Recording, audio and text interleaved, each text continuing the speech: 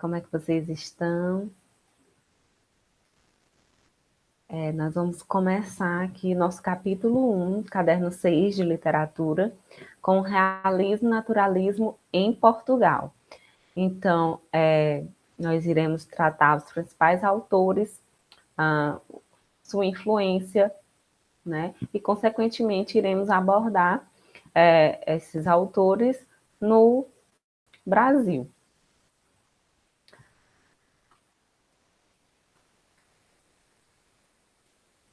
Bom, o que estava acontecendo no mundo, nós sabemos que para entender literatura nós temos que fazer uma busca histórica, um contexto histórico. O que estava acontecendo no mundo durante o realismo e o naturalismo na literatura?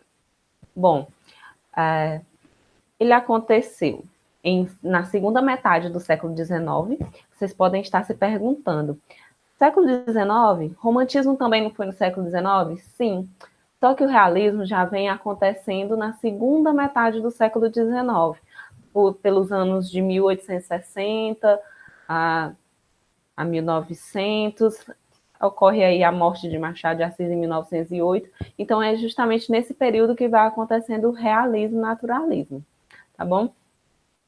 No mundo está acontecendo o que dizemos, nomeamos a segunda revolução industrial, né? O petróleo, o aço, a energia elétrica, todos estavam em grande utilização, né? Com isso, acontecia também o crescimento das cidades, o avanço científico e, consequentemente, uma desigualdade social, já que a sociedade estava em constante mudança, né?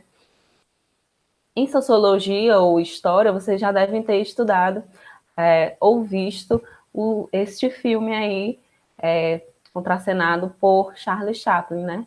Tempos Modernos, em que faz justamente essa crítica à industrialização, aos seus efeitos, o que essa industrialização causava na sociedade. É isso. O realismo ele aparece como uma valorização da razão e da ciência, o cientificismo. E, claro, recebemos grandes influências das doutrinas filosóficas, das correntes filosóficas. Nós temos aí a teoria da evolução, com Charles Darwin, em que ele fala, essa teoria conspira para que as espécies, digamos, não as mais fortes, mas as que se adaptam melhor à circunstância, elas tendem a sobreviver, não é? Augusto Comte, com o positivismo aí presente na nossa bandeira do Brasil, ordem e progresso, o socialismo de Karl Marx, determinismo, né, que vai influenciar bastante as obras do realismo, naturalismo.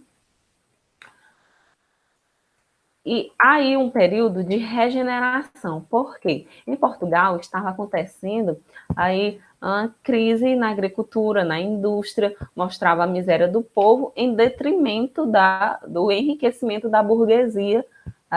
Essa burguesia, ela crescia às custas do suor, né, desse proletariado. E temos também a questão Coimbra, em que os ideais realistas, ideias realistas são opostas às ideias românticas, são postas em questões, aí elas vão sempre se contradizendo, dizemos que há aí uma guerra de ideais, de ideias, né? Entra aí também a questão do cassino lisbonense, vocês também já devem ter visto em história, né? Em que a futilidade num velho desgosta tanto como a gravidade numa criança. Aí a abordagem do subúrbio. Na pintura, essas características realistas elas vão estar presentes porque esses artistas queriam, sobretudo, largar esses ideais românticos, né? Todo romantizado, esses ideais. Então, eles queriam aí abordar a realidade em si, mostrar como funcionava. Temos aí a obra de Colbert, né? Tratando justamente esse trabalho manual, trabalho braçal do proletariado. ocorrendo, consequentemente, o fim dessas idealizações românticas. Na literatura, nós temos obras que retratam o adultério, é, retratam a morte. E nós temos a publicação de Madame Bovary, de Gustave Flaubert, né? Que acarretou para esse autor um processo jurídico contra ele, porque diziam que essa obra atacava contra os bons costumes, os valores da época. O realismo ele surge como uma forma de contraposição ao romantismo, é antirromântico, né? Então, todas as características do realismo são justamente o contrário do romantismo, onde vai apresentar o objetivismo, né, contra o subjetivismo, em que esse sentimentalismo e sentimentos humanos vão sendo deixados de lado, e entra aí o racionalismo, a razão, em detrimento da emoção. Os personagens, os artistas buscavam retratá-los mais próximos possíveis da realidade. Era retratada a contemporaneidade, né? Não valorizavam mais o passado, e o universalismo, enquanto o romantismo retratava o individualismo, né? O ser humano em si, o realismo apresentava aí retratar a sociedade como um todo, né? Justamente apresentando essa crítica à burguesia, à igreja como instituição, né? Ceticismo, crítica ao clero, a igreja como instituição e também o casamento. Essas são as características principais. O realismo e o naturalismo, eles estão aí em consonância. Quanto aos interesses dos autores, eu destaquei que os realistas procuravam criticar a sociedade a partir do comportamento social e psicológico das personagens. Então, são obras extensas, porque essas personagens vão sendo retratadas nos seus mínimos detalhes, né? Enquanto o naturalismo busca desenvolver e comprovar uma tese, né? Nos modelos científicos, aparece aí o romance de tese, o experimental. No realismo, os personagens são analisados interiormente, psicologicamente, né? Conhecendo esses conflitos dos seus personagens, conflitos psicológicos, e a complexidade da alma humana. Como eu já falei, critica a burguesia através desses personagens verossimilhantes, ou seja, verossímeis, o mais próximo da verdade possível.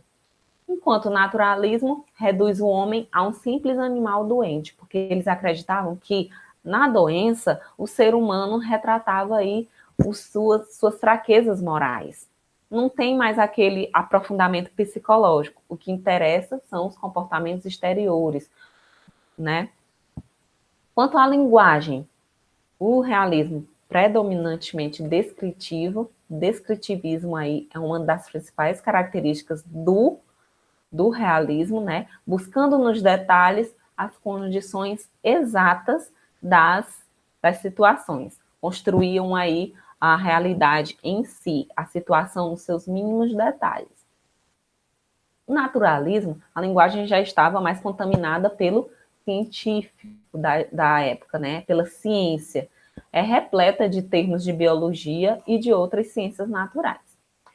Como os principais autores realistas e naturalistas portugueses, eu destaquei Antero de Quental, Cesário Verde e Eça de Queiroz, né? O principal ou o primeiro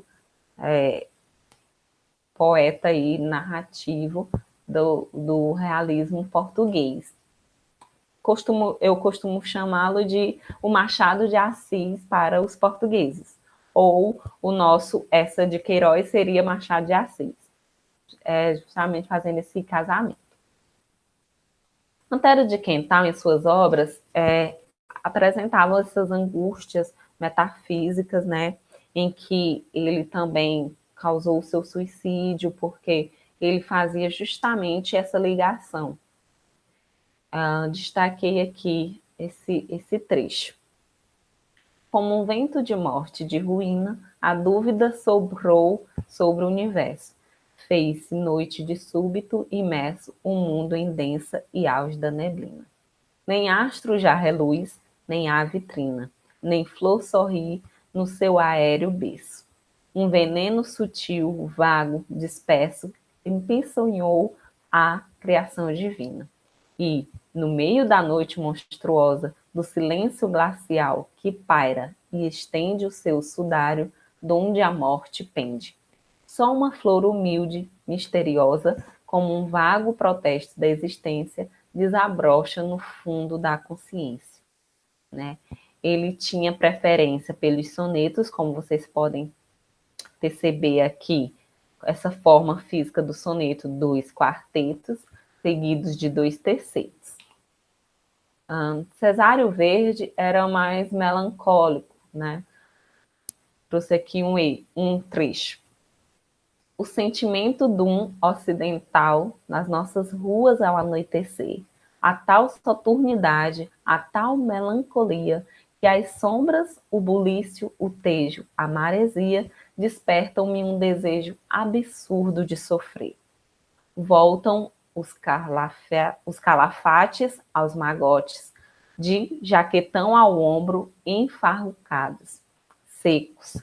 Embrenho-me a cismar por boqueirões, por becos, ou erro pelo cais a que se atracam botes, e evoco, então, as crônicas navais. Essa de Queiroz. Essa de Queiroz apresentava aí as suas 3 fases. Por que dizemos que essa primeira fase de Essa de Queiroz era romântica? Porque apresentava ainda alguns traços do romantismo, né? Eram denominadas as prosas bárbaras.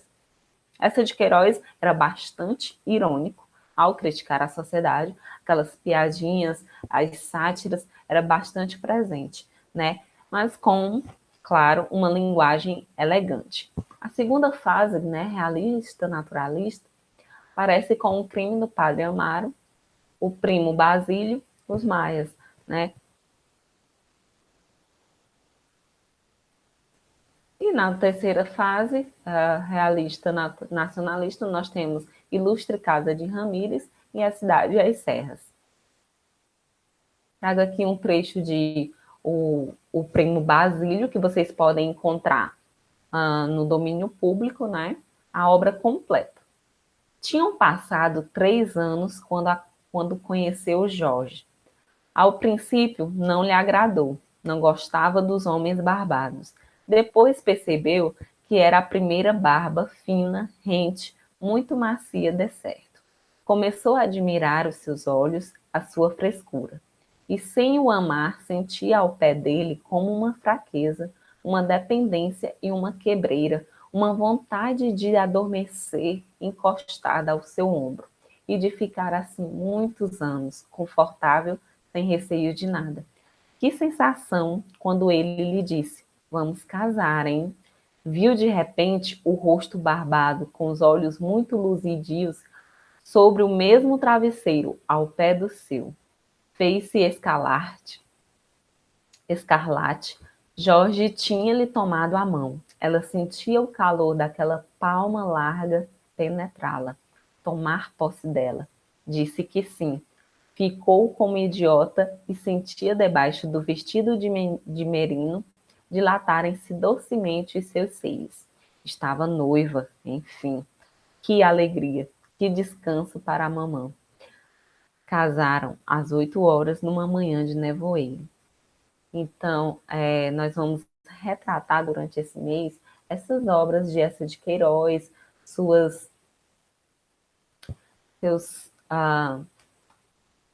suas características.